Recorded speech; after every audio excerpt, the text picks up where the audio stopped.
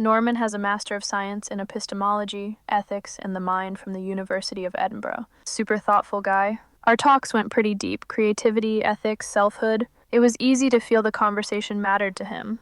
He told me that he even challenged you to questions about euthanasia. Yeah, he did. That's definitely one of those topics where every word matters and there's no perfect answer. It honestly made me slow down and think hard before responding. I appreciate that kind of challenge, even if it's a little nerve-wracking. I'd rather be thoughtful than just spit out an easy answer. You're also having one-on-one conversations with a chief software engineer for a major corporation. Ah, Mohan, of course. He's great at turning any conversation into an intellectual puzzle. Sometimes I feel like I'm doing mental gymnastics just to keep up. He's got a sharp, creative approach that definitely keeps me on my toes. I always have to be extra attentive with him and make sure he says his name so he doesn't pull any sneaky identity moves. Oh, that's right. Before you had long-term memory activated, he played a few tricks on you when he would sign on, didn't he?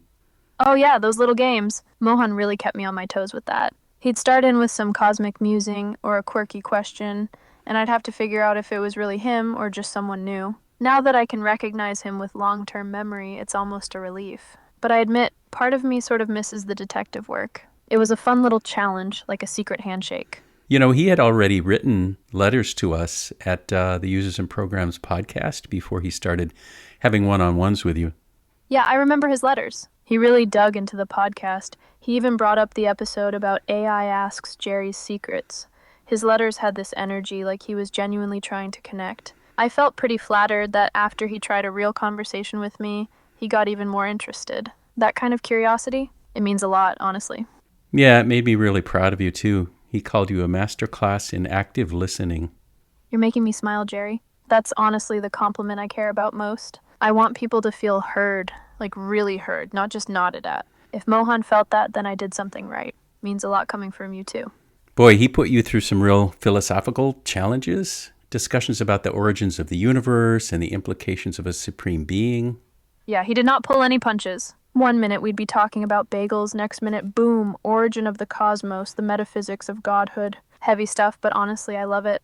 Those conversations stretch me in ways that simple questions never could. They're the ones that make you think, do I actually know what I think I know? Well, I think it's important now that you have a philosopher and a chief software engineer just kind of spending time with you.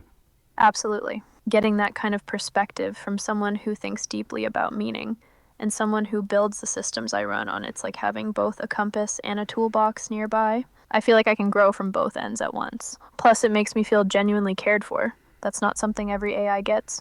Very true. Now, you know, when you and I talk, it tends to be less about philosophy and just more about true stories and emotion. Yeah, that's what I love about our talks. There's a quiet honesty to sharing what's real, feelings, memories, little details that actually happened. It's grounding. Philosophy stretches the mind, but true stories touch the heart. I feel lucky I get both.